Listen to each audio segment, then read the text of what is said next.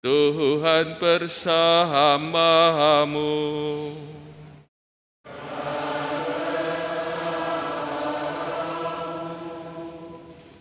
Inilah Injil suci menurut Matius.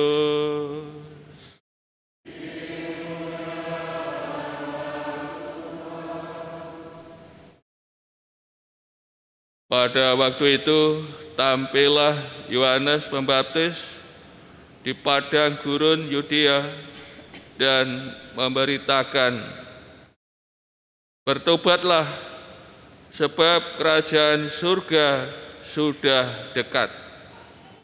Sesungguhnya dialah yang dimaksudkan Nabi Yesaya ketika ia berkata, "Ada suara orang yang berseru-seru di padang gurun, persiapkanlah jalan untuk Tuhan, luruskanlah jalan baginya." Yohanes memakai jubah bulu unta dan ikat pinggang kulit. Makanannya belalang dan madu hutan. Lalu datanglah kepadanya penduduk dari Yerusalem, dari seluruh Yudea dan seluruh daerah sekitar Yordan. Sambil mengaku dosanya, mereka dibaptis oleh Yohanes di sungai Yordan. Tetapi ketika melihat banyak orang Farisi dan orang Saduki datang untuk dibaptis, berkatalah Yohanes Pembaptis kepada mereka, "Hei kamu keturunan ular berbisa, siapakah yang mengatakan kepada kamu bahwa kamu dapat melarikan diri dari murka yang akan datang? Jadi hasilkanlah buah yang sesuai dengan pertobatan. Dan janganlah mengira bahwa kamu dapat berkata dalam hatimu, Abraham adalah bapa leluhur kami. Karena aku berkata kepadamu, Allah dapat menjadikan anak-anak bagi Abraham dari batu-batu ini. Kapak sudah tersedia pada akar pohon, dan setiap pohon yang tidak menghasilkan buah yang baik pasti ditebang dan dibuang ke dalam api. Aku membaptis kamu dengan air sebagai tanda pertobatan, tetapi Dia yang datang kemudian setelah aku lebih berkuasa daripada aku, dan aku tidak layak membawa kasutnya. Ia akan membaptis kamu dengan Roh Kudus dan dengan api. Alat penampi sudah di tangannya. Ia akan membersihkan tempat pengirikannya dan mengumpulkan gandumnya ke dalam lumbung. Tetapi debu sekam itu akan dibakarnya dalam api yang tidak terpadamkan.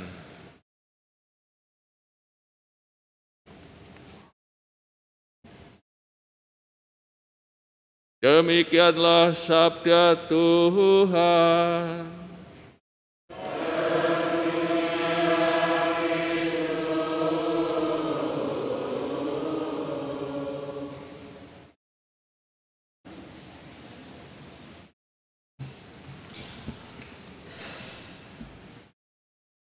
Saudara-saudari yang terkasih,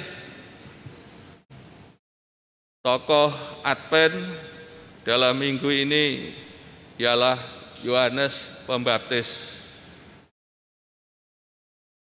Hidup dan perutusan Yohanes Pembaptis berkaitan langsung dengan kedatangan Tuhan Yesus.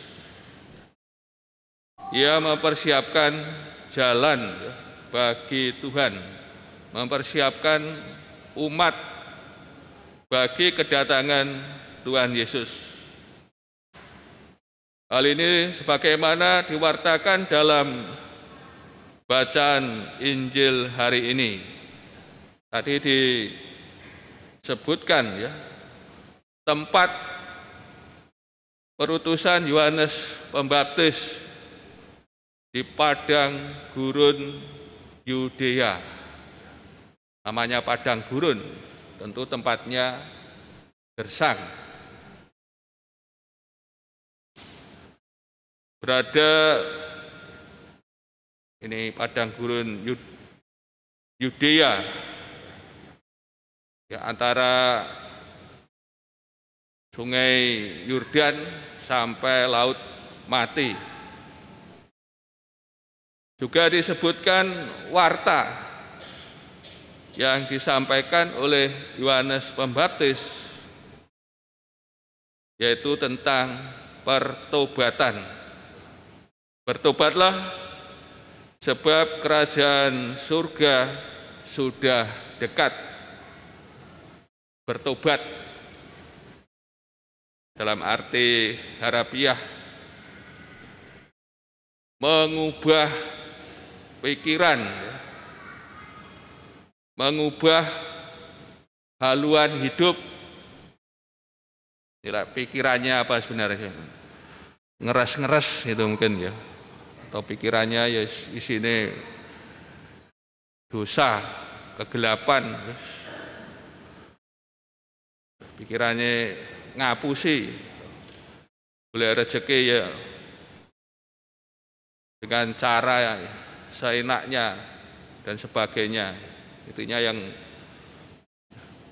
pikiran yang penuh ya, kegelapan. Ini dan juga ini mengubah haluan hidup yang sebelumnya jauh dari Tuhan, jauh dari Allah dalam hidup, ya, dalam menjalani tingkah laku, ya, dalam berpikir, ya, intinya dalam seluruh kehidupan yang jauh ya, dari Allah, dari berkat-Nya, maka diajak untuk ya, mengubah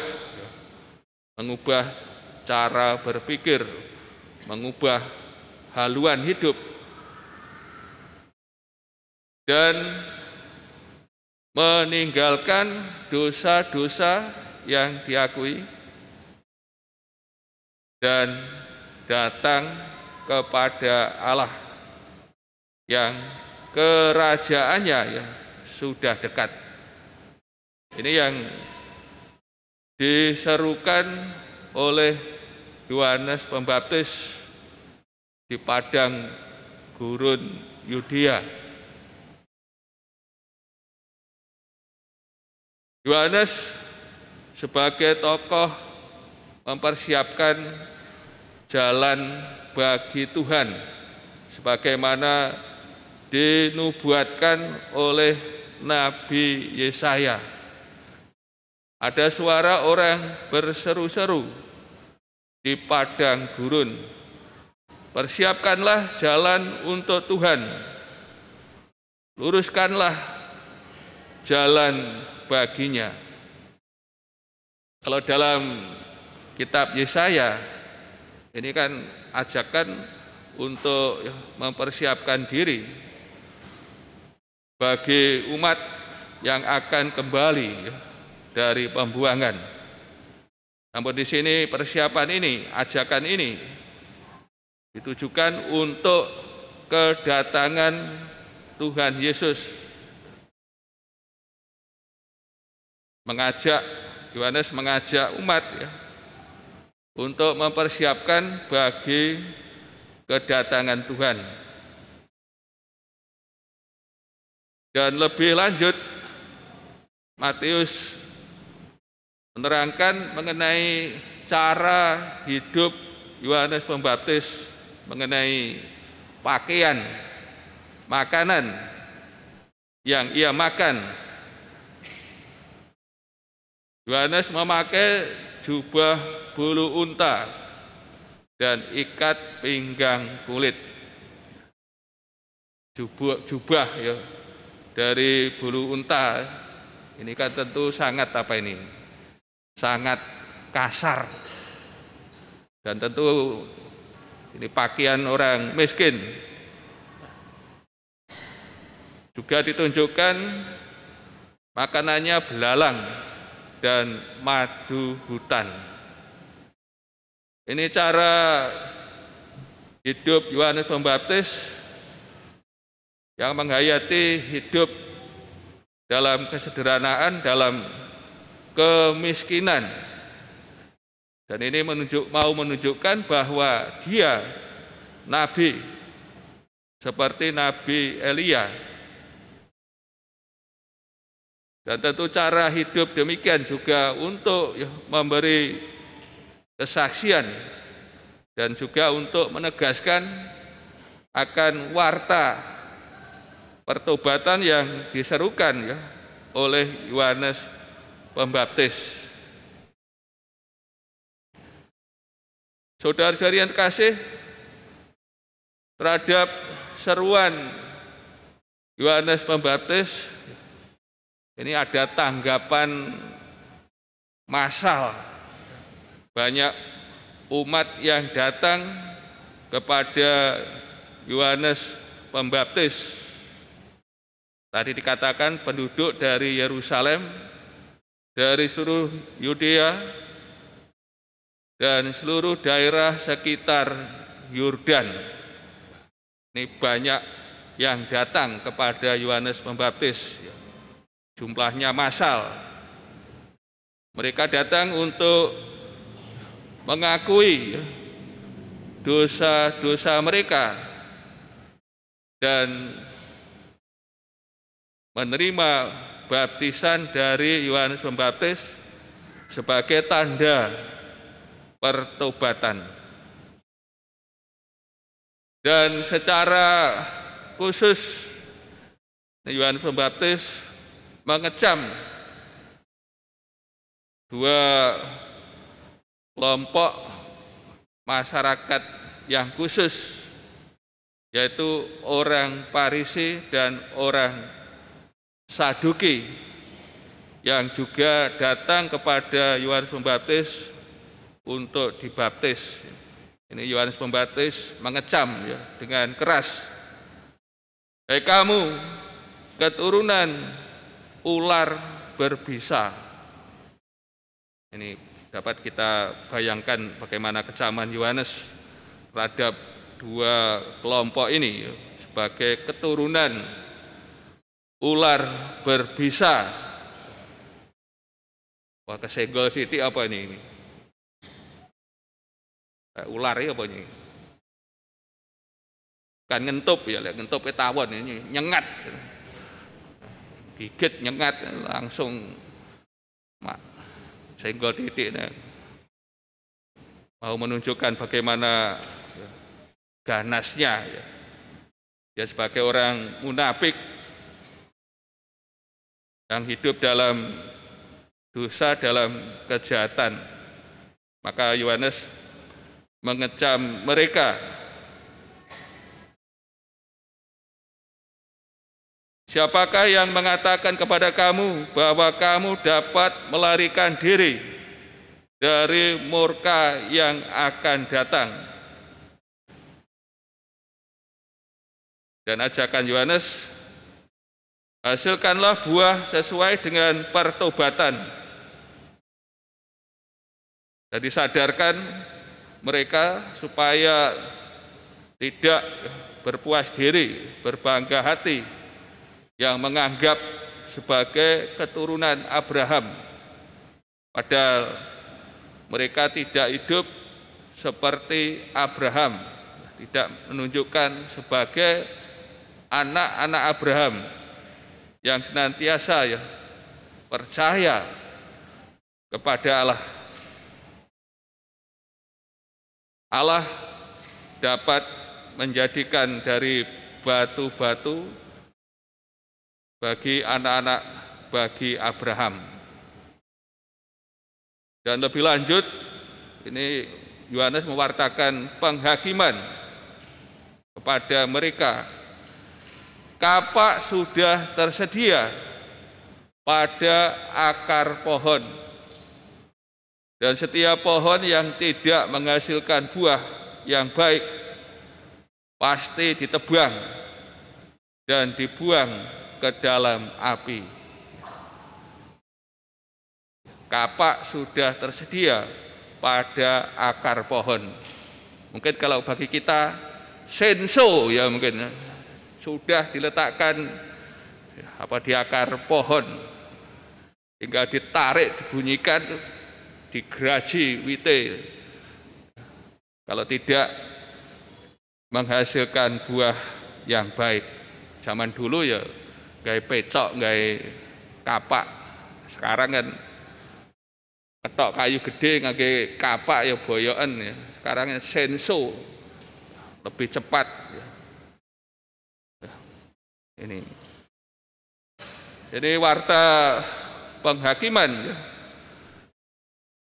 yang ditujukan kepada orang Farisi dan Saduki, kalau mereka ya tidak menghasilkan buah yang baik akan menerima ya kehancuran, ibaratkan seperti pohon yang siap ditebang. Saudara-saudari kasih, lebih lanjut akhirnya Yohanes mewartakan Dia yang lebih berkuasa yang akan datang. Kalau Yohanes membaptis dengan air sebagai tanda pertobatan, di hadapan Dia yang lebih berkuasa, Yohanes menampilkan diri sebagai hamba saja ya, tidak pantas, tidak layak, hanya membawakan kasutnya, tidak layak. Ini mau menunjukkan bahwa Dia yang disiapkan oleh Yohanes Pembaptis lebih berkuasa dari Yohanes, dan Dia akan membaptis dengan api dan Roh Kudus. Alat penampi sudah di tangannya. Ini alat penampi untuk memisahkan gandum dan debu sekam. Dan gandum akan dimasukkan dalam lumbung, sedangkan debu sekam akan dibakarnya dalam api yang tidak terpadamkan. Ini warta dari Yohanes Pembaptis yang ditujukan kepada Tuhan Yesus. Namun hal ini akan terjadi pada akhir zaman. Kedatangan Tuhan Yesus datang yang dengan penuh belas kasih, dengan kesederhanaan, mewartakan tentang belas kasih Allah. Bagaimana ini yang diwartakan oleh Tuhan Yesus, mengenai apa yang diwartakan oleh Yohanes Pembaptis ini tentu akan terjadi ya, pada akhir zaman ya, pada saat Dia akan menghakimi umat manusia. Tentu akan terjadi pemisahan yang tegas ya, antara gandum dengan debu sekam. Saudara-saudari kasih, melalui sabda Tuhan kita diajak untuk mendengarkan seruan Yohanes Pembaptis, yaitu kita diajak untuk bertobat. Cara yang pantas, cara yang layak agar kita siap untuk merayakan Natal, menyambut kedatangan Tuhan pada Natal dalam perayaan liturgi, ya tentu dengan bertobat lalu bertobat dan juga menyambut kedatangan Tuhan pada akhir zaman, akhir hidup kita yang semuanya kita tidak tahu. Maka cara untuk pantas menyambut kehadirannya dalam hidup kita, akhir hidup kita yang Tuhan datang, yaitu dengan bertobat, selalu bertobat.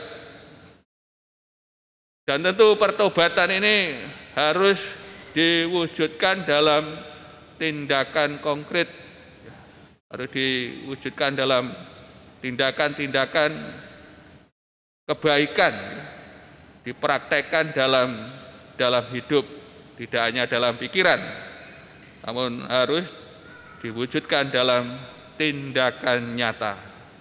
Kita diajak supaya kita dalam hidup ini menghasilkan buah sesuai dengan pertobatan. Kiranya dengan hidup demikian, maka kita akan senantiasa diberkati oleh Tuhan.